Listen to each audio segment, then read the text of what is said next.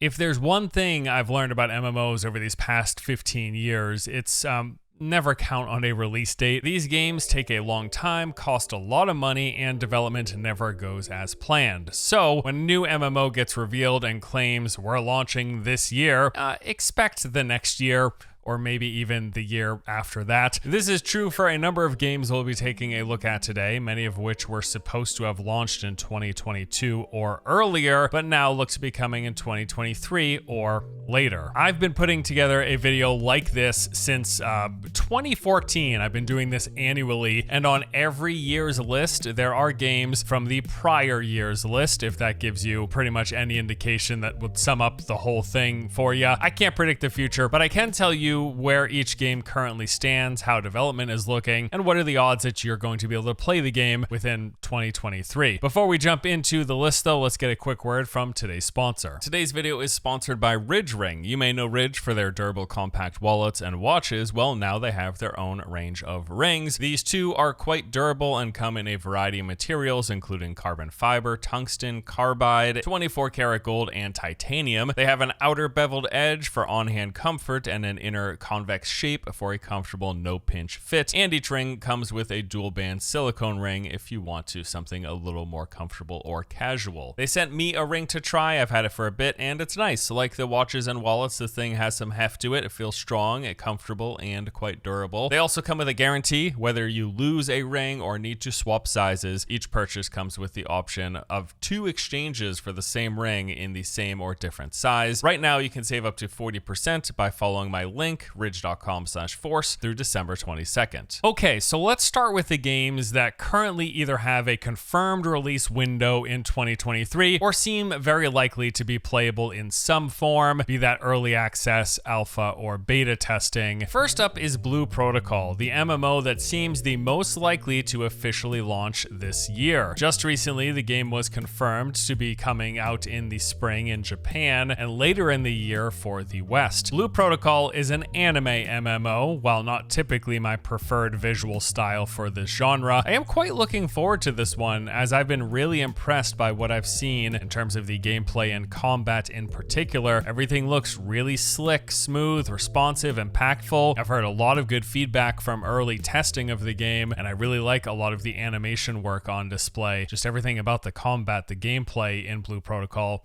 looks really solid from what I've seen. Quite possibly the biggest downside for this one though is that it's not what some would consider a true MMO, but more of a lobby-based shared world with instanced zones, loading screens between them, and player caps in all of it. Outside of that though, Blue Protocol will have the standard suite of theme park MMO offerings, dungeons, PvP content, crafting and life skills, various zones to explore, bosses to fight, etc. The game's got a bit of story emphasis as well, with the main story quest said to be an epic journey through time. The game will be launching with 5 different playable classes. There's the Blade Warden, a Master of Sword and Shield. This is a close-range defensive class, or a tank basically. The Twin Striker is another close-range melee class, but more of a brawler. There's the Keen Strider, a ranged bow user. This is a technical class that specializes in party battles and excels at mid and long-range attacks and support. Then there's the Spellweaver, a high-difficulty, long-distance mage class suitable for party play with the ability to eliminate targets quickly from afar. And lastly is the Foebreaker, a close to medium range crowd control class that maintains the battle line with a heavyweight hammer. So every class in Blue Protocol can equip up to 4 skills that can be strengthened and modified with skill points. You'll equip various combinations of the skills, modifiers, and abilities to customize for your different preferred play style. They've also got these things called mystical echoes, these spiritual remnants of creatures with powerful attacks for you to summon in battle. You'll be able to obtain echoes during quest or even craft them using special materials. And the game has got the typical anime character customization options with different facial features, hairstyles, outfits, accessories, and all sorts of quirky facial expressions. Other features of Blue Protocol include the ability to craft custom weapons and gear, a variety of different types of mounts. They've got diverse biomes to explore, all of the standard fare of fantasy locations, highlands, plains, mountains, deserts, and forests. forest. And actually, from what I've seen, some of the environmental art and design, just the landscapes and the zones that you'll be playing in are really top notch. Like, this is really good looking stuff. Again, I typically don't prefer the anime aesthetic for MMOs, but I do find the visuals appealing in Blue Protocol quite a lot. Now, as mentioned early on here, this is an instance-based shared world game. They've said that zones will have a maximum of 30 players, towns will go up to 200, dungeon groups will consist of 6 players. Now, they have said that there will be 0 pay to win in the game. There is going to be a season pass with cosmetics, but no pay for power or progression. However, in a recent developer live stream, they have confirmed apparently that there will be gacha mechanics of some kind in the game. So RIP, I guess. I don't know. Hopefully the rest of the game offers enough of a fun experience to at least get some enjoyment out of it before having to dig too deep into our wallets, but I guess we will see. Blue Protocol will be free to play. It's currently planned to release on PC, PlayStation, and Xbox, first in Japan in the spring, and then everywhere else in the second half of 2023. We've got no firm dates here, but yes, if you're going to count on any new MMO coming out next year, Blue Protocol should be near the top of your list. Next up is Throne and Liberty. This is a game that has actually been in development for a very long time. Originally, it started out as a successor to Lineage, the medieval fantasy MMO developed by NCSoft back in 1998. That game got a sequel called Lineage 2, which launched in 2003, and then what was supposed to be Lineage 3 was revealed in 2011. Originally, this was called Project TL, and it was a top-down ARPG MMO, so think along the lines of Lost Ark. However, after many years in development and going through several restarts, they decided to make some drastic changes, which led to the current game we see today. Throne and Liberty, its new name, is no longer a top-down Diablo-esque hack-and-slash MMO. Instead, we've got a third-person action game with realistic visuals and combat that on the surface looked to be reminiscent of something like Black Desert Online, although we did learn through developer interviews that it's more of an action hybrid system, which leads me to believe it'll be some sort of soft lock, maybe similar to what they do in Elder Scrolls Online. Some of the key features of Throne and Liberty include a weapon class system where you are not locked into a role or class, but instead you pick 2 weapons that will determine your class, kind of like what New World does, except this game will have more than 3 abilities per weapon. It's said to have a massive open world with dynamic weather that directly affects enemies, your abilities, and even the terrain. So this system has implications such as making bosses stronger or weaker depending on the weather, enhancing or debuffing player abilities and attacks, and even restricting or opening up access to various parts of the world. Outside of the natural changes to the weather cycles, players will also be able to unlock a special one-off ability to call in a storm or even summon up a solar eclipse, which, speaking of which, the day-night cycle will also play into these adjustments. Its weather and day-night cycle will change the battlefield in those various means. The enemy types, what enemies spawn, making them stronger or weaker, making players' abilities and attacks stronger or weaker, and yeah, changing up the environment. It's a pretty cool system. There's also a big focus on challenging cooperative PvE. They said that this can be seen most clearly in the game's boss fights, which include these huge open field boss battles that may require potentially up to hundreds of players to take on. They've got this interesting mechanic where rather than having traditional mounts, they decided to make everyone a druid basically. The traversal system consists of transforming into different types of animals to run, fly, or swim faster. There will be PvP. This comes in the form of castle sieges with hundreds of players sieging or defending castles. You can control these giant stone golems to smash down walls. You'll also be able to take advantage of the game's various movement options to glide, fly, or even grapple onto high terrain and moving around the environment. Outside of the sieges, there's also open world PvP with a PK system in the game, and a lot of the other MMO elements you expect. Capital cities where you can hang out with other players, a big old loot grind for you to engage in, various different types of social and downtime activities. Now, news around Throne and Liberty was pretty quiet for most of this past year. That was up until September when we learned about the first internal beta test that had been taking place for some time, and they showed some snippets of stuff here. We got to see a look at character creation, some new enemy types, new bosses and grapple mechanics. We saw in a few shots a ton of people on the screen at once doing a castle siege. Frame rate looked pretty rough here, but it was impressive nevertheless, the number of people they were showcasing in one area. Let's talk about the monetization, and this is where things get a little bit iffy. Now, they haven't really laid out specifics as to whether or not the game's going to be like a base box price, a subscription, if it'll be free to play. We don't know for sure. We do, however, know that it's being made by NCSoft, so we can expect microtransactions. This is just something that this company has a well-established track record of, and it would be surprising if they didn't continue it with this new upcoming game. Throne and Liberty was originally set to release in 2022, but then got pushed back to 2023, and the developer has said that the game is still on track and they are aiming to release in the first half of the year. Next up on our list is Ashfall. First shown at the 2022 Tokyo Game Show, the game caught my eye initially because I'm a bit of a sucker for third-person action shooter MMOs. The game is said to be inspired by the Fallout series. It's set in this post-apocalyptic world, but with a unique twist as it leans more into an Eastern aesthetic, which I do think is interesting. We don't have many Eastern-inspired post-apocalyptic games. It's a cool idea for a setting. You know, I really liked the art that they showed, the concept art. It was really cool. Some interesting looking areas and environments and post-apocalyptic locations. And on top of that, the game's music was said to be co-produced by Hans Zimmer, a very prolific composer known for some incredible scores. Lots of good stuff lined up. I like the setting, the theme, the premise, good concepts, but unfortunately, that was where the good seemed to stop, because once I took a look at the gameplay premiere trailer, I was left very underwhelmed.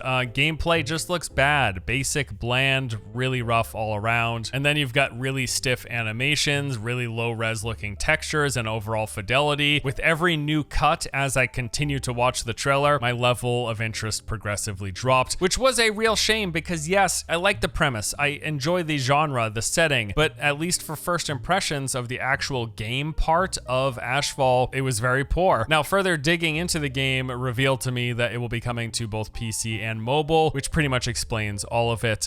It's a bit of a bummer, but I just wanted to put it on the list nevertheless. And honestly, who knows? Maybe they turn things around, maybe they polish up the PC port, but as of now, from what we've seen, it really just looks like a mobile first game that also happens to be coming to PC.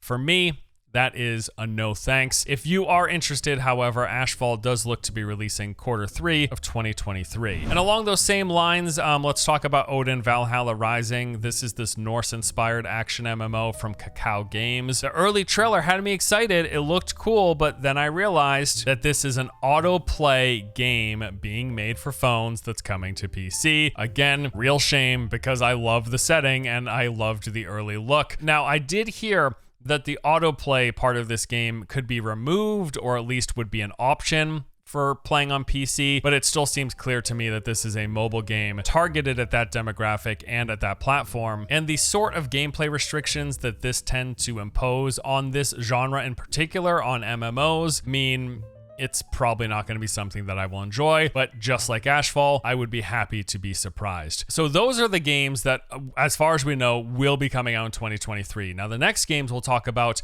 are not officially confirmed to release in 2023 as of right now, but they do appear likely to be playable in some form, whether that is early access, alpha, or beta testing. Dune Awakening. This was first revealed at Gamescom earlier in the year. It is a brand new open-world survival MMO from Funcom. This developer is best known for their multiplayer survival game Conan Exiles. They also have a long history with MMOs, including Anarchy Online back in 2001 and Age of Conan in 2008. Now, with Dune Awakening, it appears like their plan is to combine their past experiences, making an MMO that is also a survival game. During the recent Game Awards, they released a pre-alpha teaser showing some in-engine footage, which I think actually looks pretty decent considering the type of game that they're making. And with this came an update to their website, which paints a pretty clear picture of what we can expect. So they say that Dune Awakening will have the social interactivity of large-scale persistent multiplayer games, while also creating a unique and ambitious survival MMO in a vast and seamless world shared by thousands of players. You'll engage in third-person combat, from small-scale engagements to massive battles, with this fast-paced interplay between infantry, ground, and flying vehicles, which reminds me a heck of a lot of PlanetSide,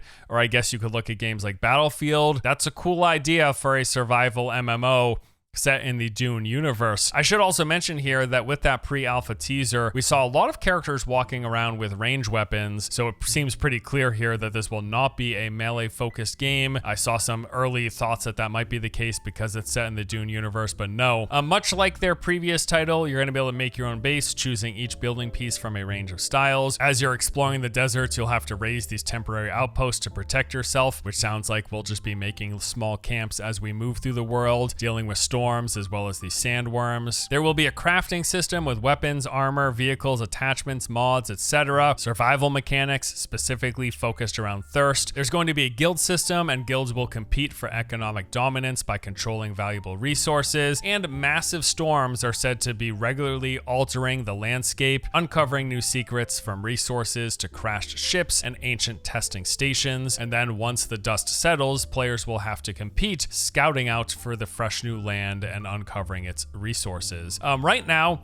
what we've seen is mostly focused on the marketing. We haven't really seen much concrete in-action gameplay, although that pre-alpha trailer did give a good look at the engine and how the game will look as far as we know. And I actually like what I'm seeing here. I was actually really surprised by that in-engine footage because I think it looks pretty solid for what they're saying is a survival MMO with crafting and thousands of players. Now, I don't know if that thousands of players is per server or if they're just going to be doing phasing tech and they're assuming thousands of people will play. So it's a shared world with thousands of players. You'll just see them come in and out of existence. We're not sure about specifics as of yet. But after that Game Awards trailer, I'm a lot more interested in what they're going to deliver with this game. I think it's looking pretty cool. As of now, they have not announced a 2023 release window. It's still up in the air. However, beta signups are currently available on the website, and it does seem like the game will be playable this year, but just don't expect a full release. And I will say it's worth noting as well that their prior game, Conan Exiles, started out as an early access release, so it seems entirely plausible that Dune Awakening launches into early access and then just gets updates until like a full release. The next Destiny killer might be playable in 2023. Of course, I'm talking about NCSoft's Project LLL. I'm mostly joking here. It's kind of funny. This game does look like it could be good, but it's not going to be the Destiny killer, okay?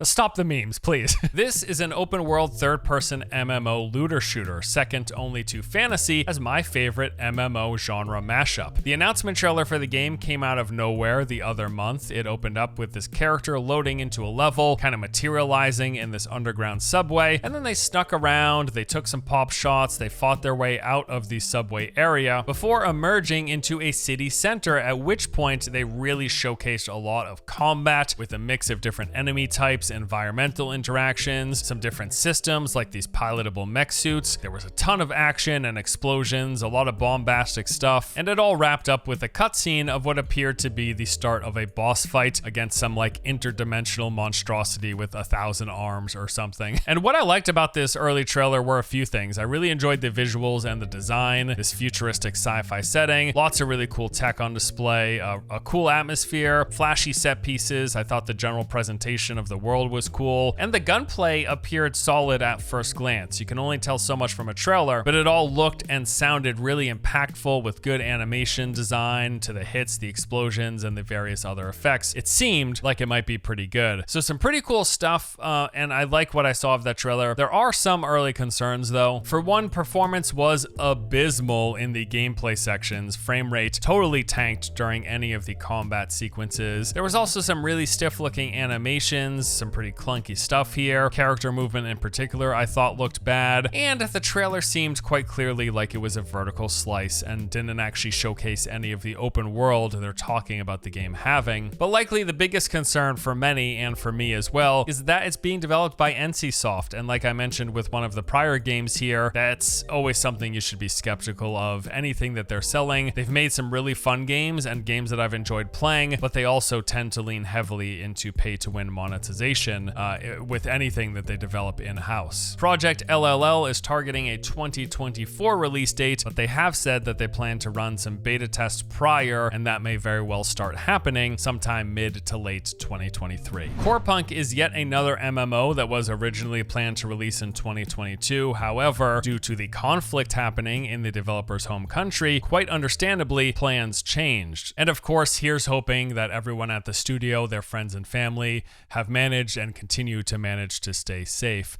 Now, as to the game, Corepunk, well, this is a top-down MMO that is kind of more MOBA than ARPG. You've got mouse-click movement, a relatively slow pace of combat with skill shots that need to be aimed, and a class system that has you selecting from a roster of heroes instead of making your own character and class like most other MMOs. Basically, every hero will have multiple specializations you can choose from, and those each come with a set of predetermined abilities, but you're not picking a class, you're not making a character, you're selecting from a set pre-designated list. Now, looking at the raw gameplay, you would not be blamed for thinking that this was in fact a MOBA, but no, it really is an MMO. You're gonna make your way through an open world, slaying camps of enemies, completing quests, visiting towns and cities with various NPCs, vendors, and other players. They've got the standard checklist of MMO activities like PvE dungeons and raids, arenas, battlegrounds, and open world PvP. Another thing that Corepunk does a little differently from typical MMO stuff is that gear is purely cosmetic and does not have any effect on power. Instead, the power of your hero and your progression basically comes from artifacts. These will change your abilities, giving you access to new powers and boosting your stats. And then that, along with additional customization that comes from leveling up and selecting from multiple different playstyle focused skill trees that are available in the game. I do really like this mix of MOBA and MMO that they're going for. It is one of the things about Corepunk that first caught my attention. They've got so many systems that are usually reserved for MOBAs that I think make sense and are fitting into this big open world experience that mixes PvE and PvP content. I think it could be really interesting, honestly. So the first beta test was supposed to happen already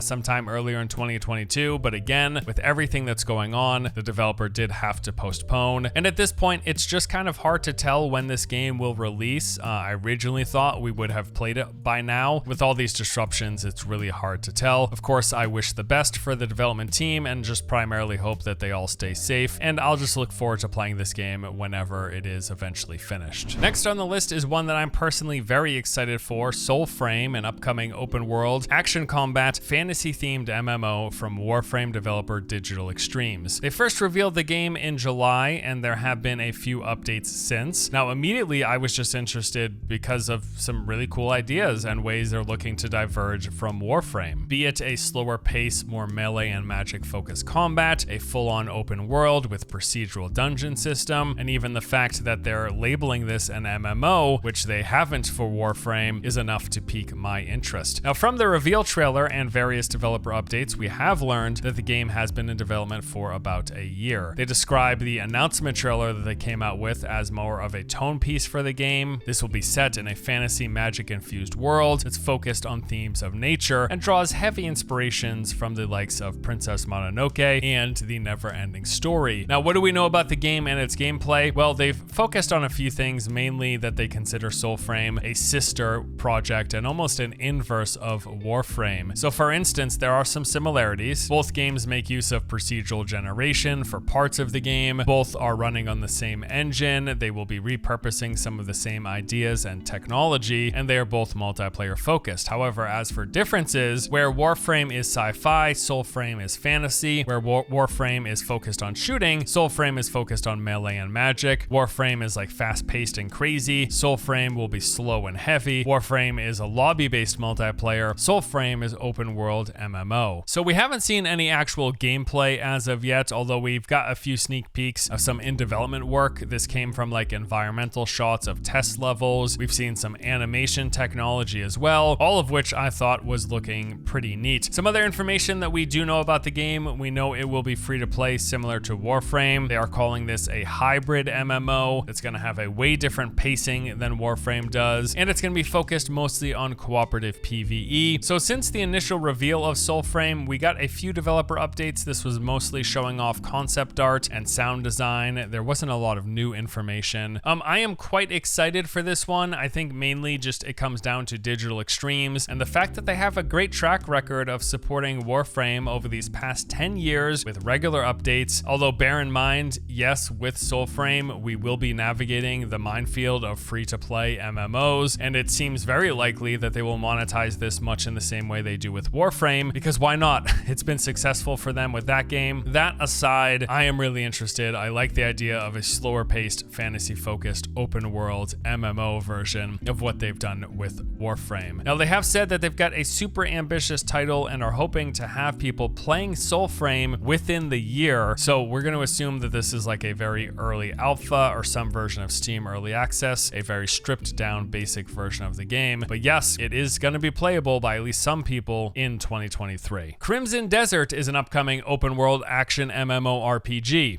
Or is it? The game is being developed by Pearl Abyss, creators of one of the more successful yet controversial currently existing MMOs, Black Desert Online. Now, Crimson Desert was first revealed in 2019 and was said at the time to be a spin-off born of a desire to tell the story of Black Desert's past. Basically, it was set to be a prequel to BDO, and it was announced as Pearl Abyss's next major MMO. After this reveal, they went dark for a while, but then broke the silence in December 2020, releasing a 5-minute gameplay trailer at the Game Awards, which looked pretty cool, but there was a noticeable difference. There was no mention at all of the game being an MMO. They then, shortly after in interviews, confirmed that yes, it is no longer an MMO, but rather a single-player RPG that will have some multiplayer elements. And that remained the case until last month, November of 2022, where Pearl Abyss seemed to confirm via this live stream that the game was an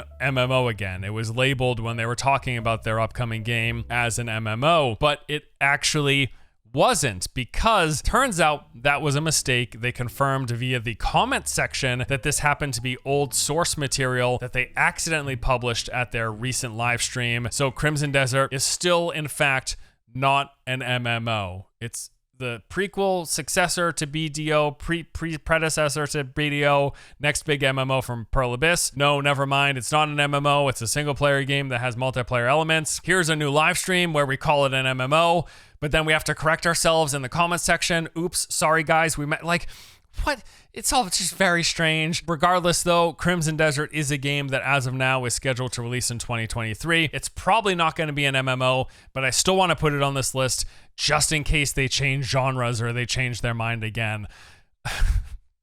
I don't know. Okay, next up we've got some games that might possibly release or be playable in 2023. But I wouldn't hold your breath. First up is Pantheon Rise of the Fallen, the Kickstarter game that started all the way back in February 2014 and somehow has still not released or been playable in any major form. They've had some early access and hands-on impression and press events, and I'm pretty sure I played this game at one point at a certain event with some other YouTubers, but I'm actually not certain. Like, my memory isn't holding up here. But anyways, the developers are fairly active on the Discord and Twitter. There seems to be a lot of internal testing going on and stuff behind the scenes. However, even today, the game is still looking in a very rough state. It's been many, many years. We're coming up on 10 years or so, and it looks actually 10 years old in terms of like a lot of its graphics, animations, and the gameplay. It just all feels very dated. Now, I know that's supposed to be like a big selling point of Pantheon.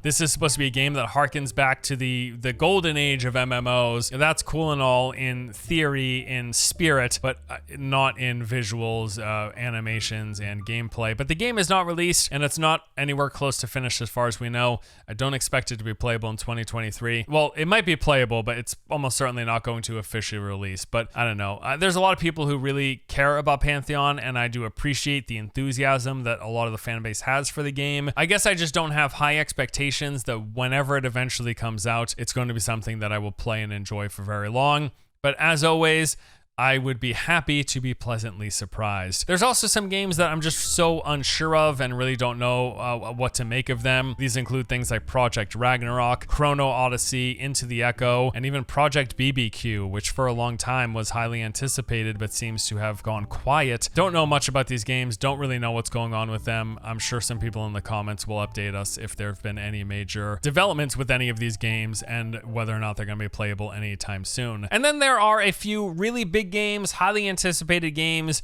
but they're probably not coming out till 2024 or beyond. I'm talking about ArcheAge 2, Ashes of Creation, and Riot's Runeterra MMO. Of those, maybe ArcheAge 2 gets playable at some point this year. Ashes of Creation will probably have another preview build, some version of their alpha that you can pay money to access. They'll probably do that again. And actually, all of these games I'm really looking forward to, so don't take the brevity of this section as a dismissal or a lack of interest. I am interested in each one of these. I will certainly play each one of these, and any one of these might end up being the next big MMO. I think there is potential, or at least a big MMO, and an MMO that has a chance to garner a big player base. ArcheAge 2, Ashes, and Riot, all of those fit the bill. There's certainly possibilities. Of those three, I expect Riot to be the biggest. I've talked about why in the past. Mainly comes down to just the company's success with different genres, the vast amount of funding that they have, and what that could eventually mean for the size, scale, and polish